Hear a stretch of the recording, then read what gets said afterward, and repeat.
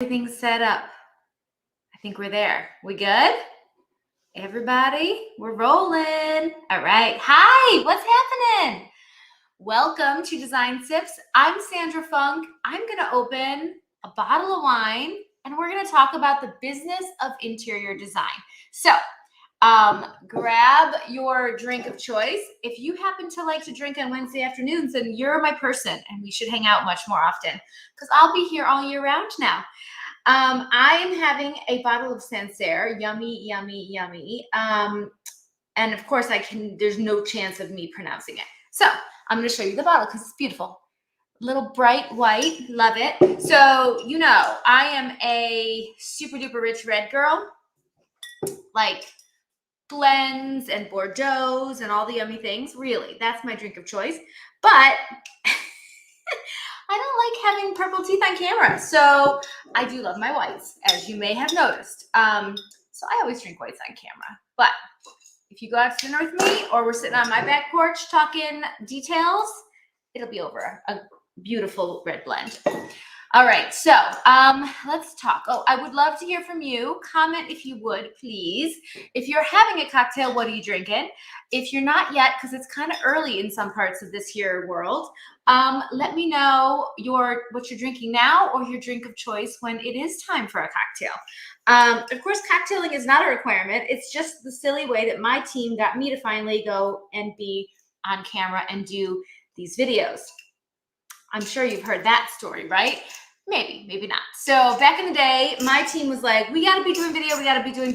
For social media. That's where it's at. And I was like, yeah, sure. Yep, we're definitely going to do that. Just like I yes my children, right? So eventually, bottle of wine, opener, video, camera, all comes together. And it was like, we're going to open a bottle of wine and ask you questions that you know the answer to. And I was like, I thought I can get my head around. Let's do it. And Design Sips was born. Okay, so as I continue to struggle with my bottle of wine, let's jump in. I love to see what you guys are drinking. Anyone? What are you drinking? LaCroix from Jersey. I love it. Love it. Love it. So I wanted to say, in case you're new here, A, you just got my Design Sips creation story, and B, I'll tell you I've launched. So Design Sips is my live show for interior designers where I struggle to open a bottle of wine. And each week we cover a new business topic to help our industry run forward. So my whole thing about interior designers is, in general, historically, they have been overworked and underpaid and undervalued for the incredible service that they provide, which is making homes more authentic, more unique, more customized to their homeowners, right? To their clients, creating incredible environments in which we live our lives and create memories, right? They increase function, they make our lives better to all of our clients. So that is kind of like the big theme, is that I'd love to see interior designers share and collaborate and work together more, share their best bits, and all rise together. So the beautiful thing about Design Sips, here I am captive for about a half an hour every Wednesday afternoon. You can submit your questions in the chat and I will answer just about anything, okay?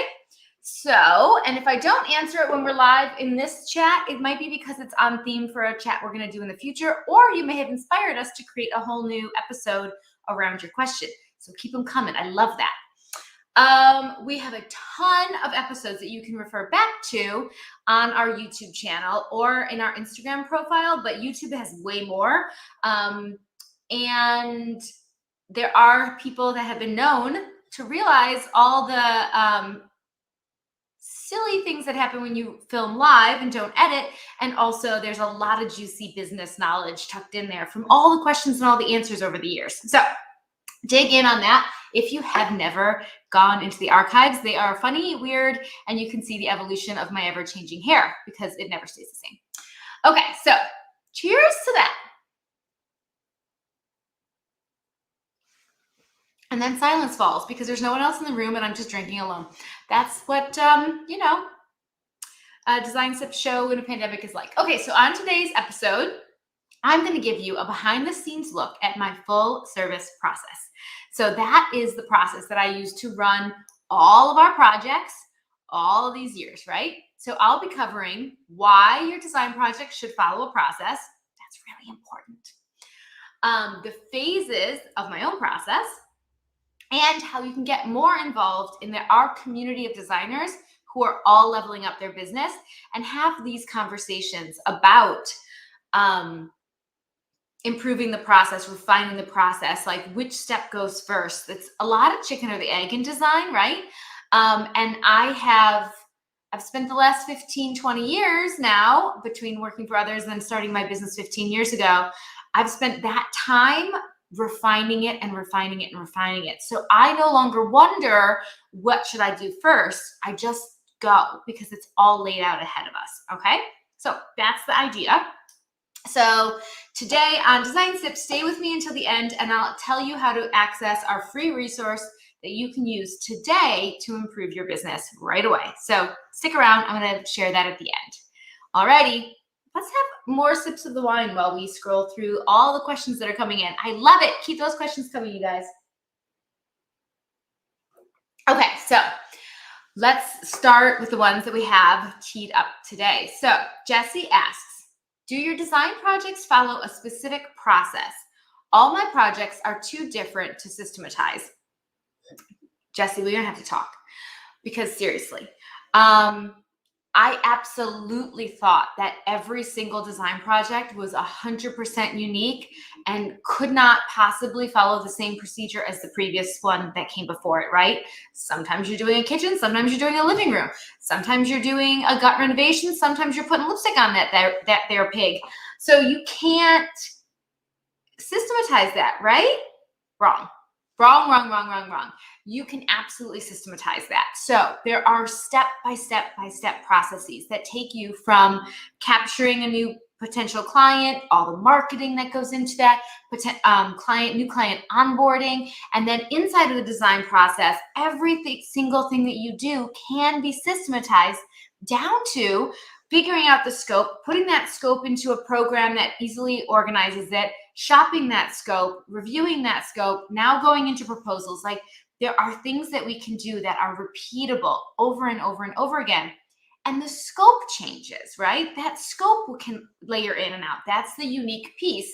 And of course, the aesthetic direction and the budget of that client, those are unique aspects that sit inside of a very, very consistent and reliable process that you repeat each and every time. All right, cheers to that. Who's with me? I mean, if you're cheersing me with your coffee, your Fresca, your LaCroix, my favorites, that's okay too. Cheers, y'all. So, okay, next question we have on process. How do you keep your projects organized? What tools do you use? Okay, so staying organized is absolutely paramount because I know that, well, you know how many details go into interior design. So we all understand that interior design is just detail after detail after detail after detail. That's what we do. Oh no, there's a sneeze. Sorry. Y'all, I'm back. Okay, so details. So for instance, interior designers understand because when we do custom interior design, we know that just saying custom pillow really means fabric, trim, how big is it? What's the flange look like? What are the seam details? Is there contrast welt on this thing? What's the fill? Is it 25-75 down to feather ratio? Is it down alternative? Like the list goes on, right? That's one freaking pillow. We can do this across the board in our industry. You go to custom built-ins, custom mosaic backsplash. Like, I know it's not 96, but whatever. There's a lot of customization in our industry and it can get very, very detailed. So staying organized is absolutely top priority. Tools I use. Asana is my task management tool. I just love it. It really helps me lay out the process, who's going to do what every time, and then we can bounce those tasks back and forth. So I can say to someone, okay, I've selected all the furnishings in Wacora, or I've reviewed all the furnishings selected by the lead designer in Wacora, and I can say they're all, I'm giving them all my blessing. It's time for them to now be proposed. And I can bounce that task over to the junior designer who's going to dive into proposals. That junior designer can bounce that task back to the lead designer for review. I can be a follower on all of it so I can see what's happening in our team. Does that make sense? You heard me say Wacora. Wacora is an incredible tool that we love, love, love, love, love to use for shopping and sourcing. It's a clipper tool, but it allows us to create a project for each project, rooms inside of that, individual items that need to be shopped inside of that with notes and details. We can go across multiple items. We can eliminate items, but then they stay on an eliminated backup board, so I can easily go back.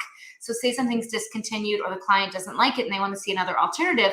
I don't start from zero. I go right back to my eliminated items and I look at my second and third choices and I see if they still fit the bill with the new information that I have, right? It's about efficiency and it's about staying clear and organized.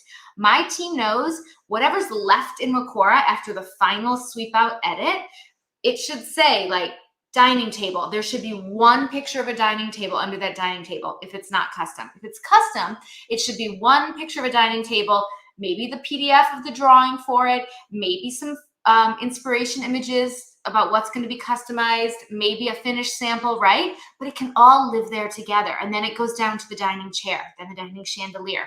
And I can get as rich and detailed with as many images and details as I want, or I can keep it really simple. Shout out to Wacora, right?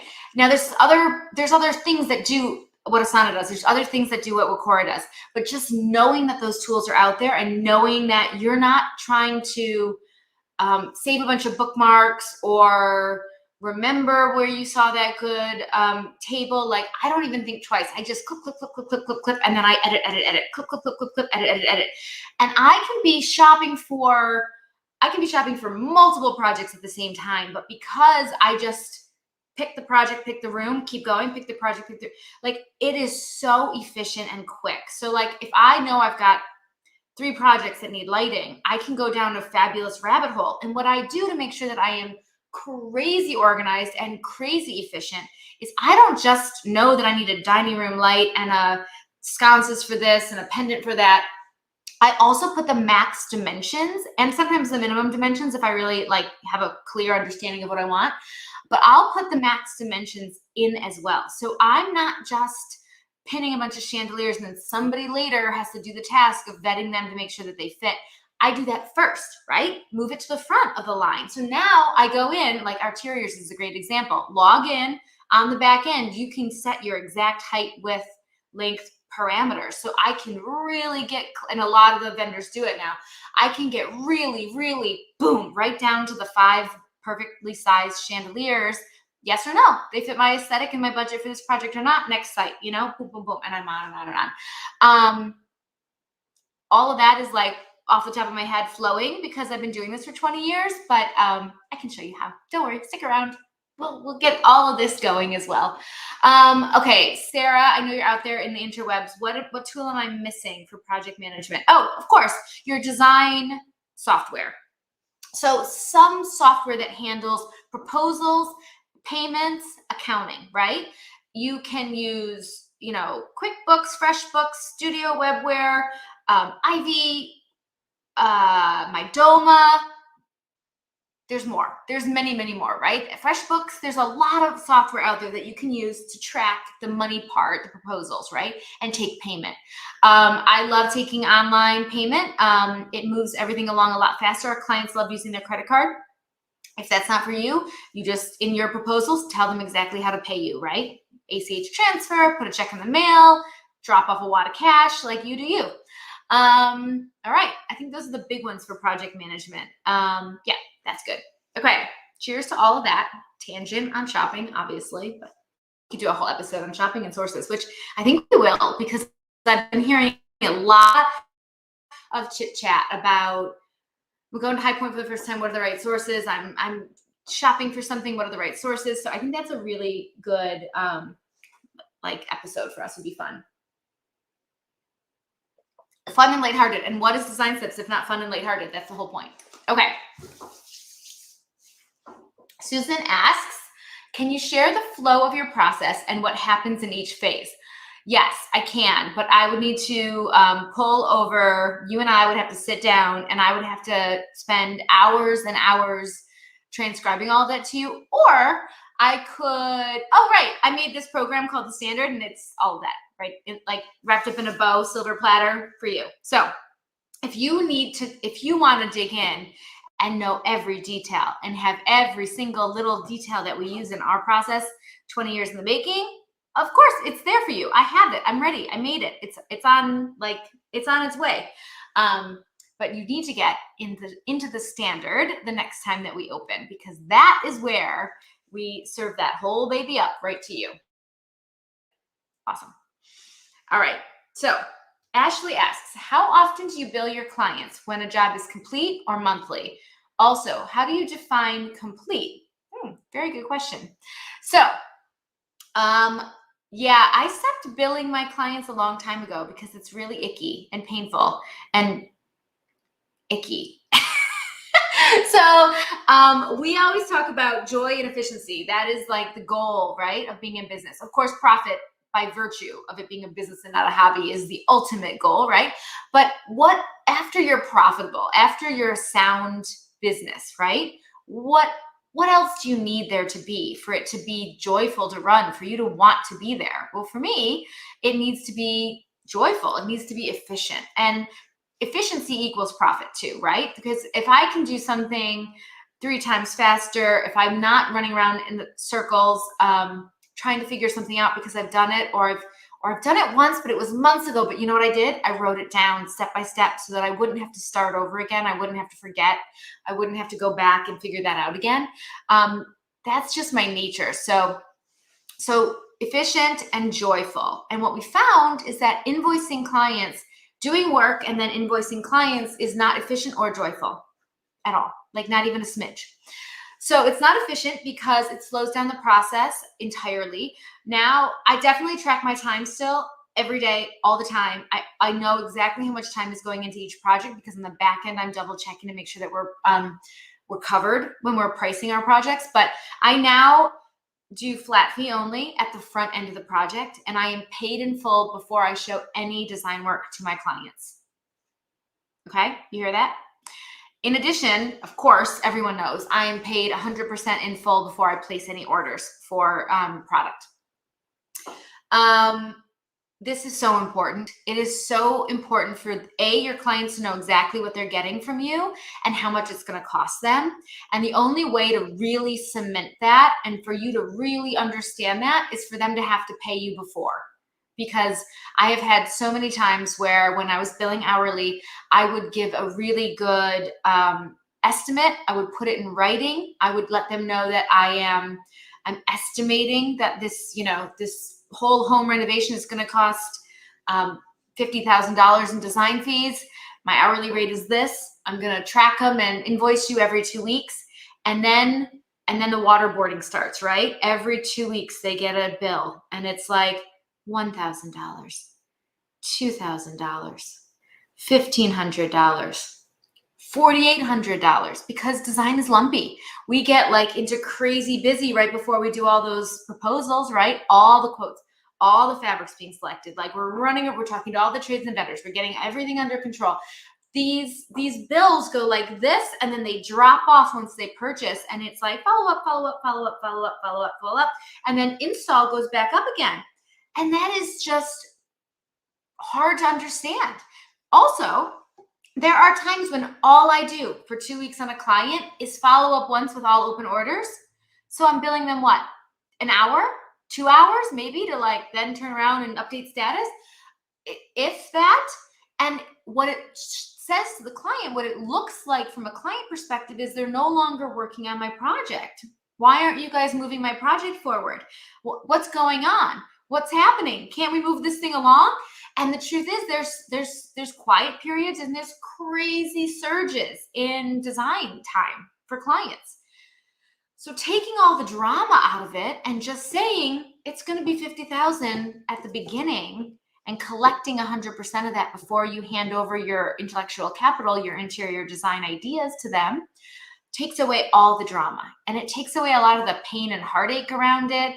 And let me tell you, When you estimate 50, in my opinion, that's a hard stop. That's a hard top, right? Top, that's like, you're not going to go above that. It would be bad for the relationship. So now you've just given yourself nothing but downside, right? You don't have upside. You just gave yourself a cap and you can only come in below that. So our inclination, our tendencies are to not track all of our time, make little edits and concessions. When those big, lumpy crescendos of work happen, we trim it because it feels crazy that we did that much time on that project that month, but it's appropriate because that's actually what it took. And then 2 months from now, it's going to be crazy quiet. So accounting for all that is wacky and crazy. Okay. So anyway, the flat fees have changed my business entirely. They have changed my relationship with my clients.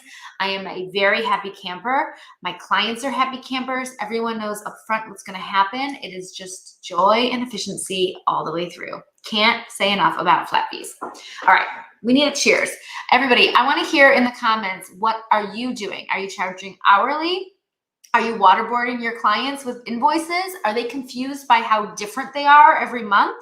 Let me know what's going on in the chat.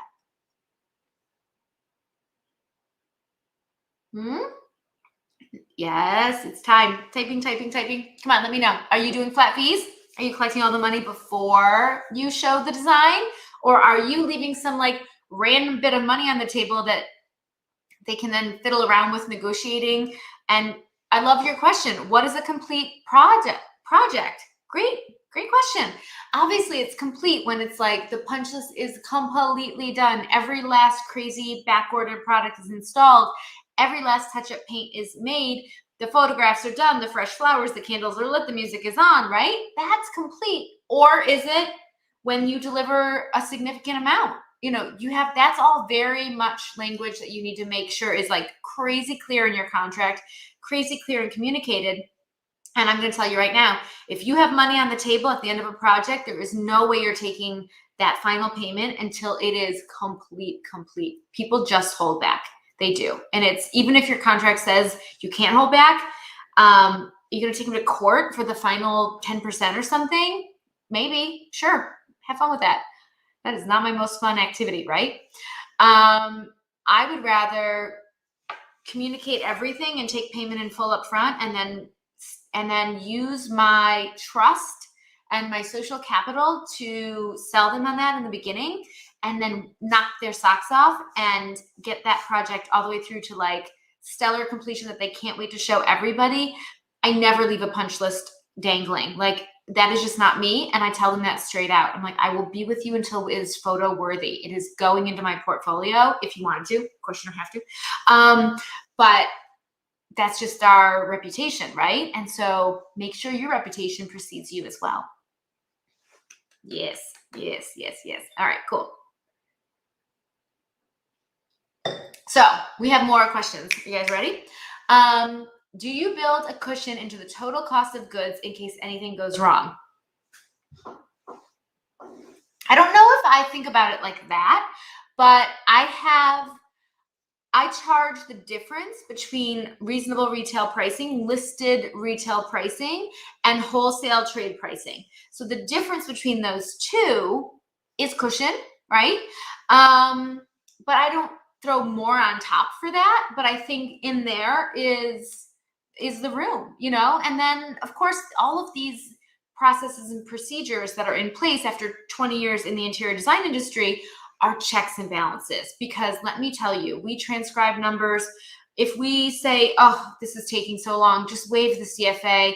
The sofa will come in yellow and it was supposed to be cream. Like, I've had a yellow sofa show up when it was supposed to be cream. And I was like, what the heck? And a CFA wasn't available, but like, you can see how easily this could happen. It was a simple 2 numbers transposed. Luckily, I didn't transpose those numbers and the fabric was in line and the company covered it. But if the fabric wasn't in line, now what? Now, sure, maybe the fabric company that transposed the number sends me another 15 yards of fabric, but the upholsterer is not reupholstering it for free. So anyway, the lesson has been learned, right? The whole reason that I did the standard was because I'm like, oh, I could tell you stories of the crap that has gone down and the silly mistakes that don't have to happen. Like now, a simple check and balance, like nothing goes out without one other person checking it over, right? But those simple things and the like CFAs are required and all those little details are what saves you from needing a big cushion, I guess is what I'm getting at. Yeah, knock on everything. We've been in a really good place with those, so knock on everything. Okay, so Jen asks, if there's one thing you could recommend that designers include in their process or do in their process, what would it be? Okay. Process-wise, I think the most important thing is setting expectations with the client and then holding to them. So what does that mean? Right from the beginning, that means to me, they understand how long this is going to take, what this is going to cost, and what the communication points or their obligations are involved, right? So when there's going to be a conceptual meeting and then a detailed meeting and then blah, blah, blah, blah, right? So we know like we have a meeting and then within 1 week, we need your input on that meeting. So we either need you to pull the trigger and purchase the proposals at hand or sign off on the budget proposed or whatever it is, right? We also are setting expectations on communication, like how we're going to communicate. And for instance, the really most important, the one that sticks out to me, but it's really more about setting expectations is it is so important to send a weekly email to every single open project that you have on your docket. Just saying, we're working on it. Here's where we are. Here's what's going on. Here's our next meeting date. Here's what I'm going to need from you. Things I'm waiting on, things that we're working on, like all of open status of orders once you're in that phase of it. I think the most important thing in our process is that weekly email to our clients. It really mitigates so much of the client relationship hoopla that can come about if they aren't hearing from you on a completely consistent basis. So I highly recommend Fridays as the date and time that you send it. It gives them a chance to digest the information over the weekend, talk to one another about it, and then usually we have responses back to us when we open our emails on Monday morning, and we can like take that input and go into our week. So it's a great way to go about it. Oh, yes. Okay. So next week's Design Sips episode is all about client communication, setting expectations, and exactly how we do all of that. I really do think it's one of our superpowers. And of course, we'd love to share it with you. So come and check it out. I would love to hear from you guys if any of your processes and procedures, what's your favorite thing that you do in your business that is saving your booty right now that you would love to share with our community? Okay. What is the process thing that you have figured out that you would love to share for all designers to rise up? Now, put it right here in the chat or come and hang out in our Facebook community where this conversation is going on all the time. We're always talking about how to level up our businesses, how to do better, be better, and rise as an entire industry. You can check us out at, I think it's called Standards Facebook group. Yep. Search Standards with Sandra on Facebook and you'll find me.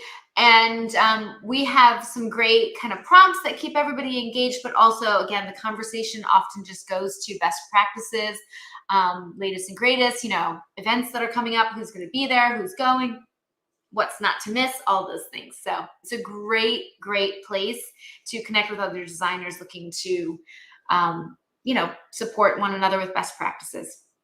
So as promised, I have a free resource for you. In my program, the Interior Design Standard, I provide our demonstration module called How to Sign Your Next Dream Client. This free training shows you exactly how I present my process to each and every potential client. Check it out right now. It is me literally doing my presentation that I do to every potential client. I demonstrate that on video for you so that you can look at what you're doing with your potential clients and you can see, is there something here that I should take note of? Is there something here I could level up?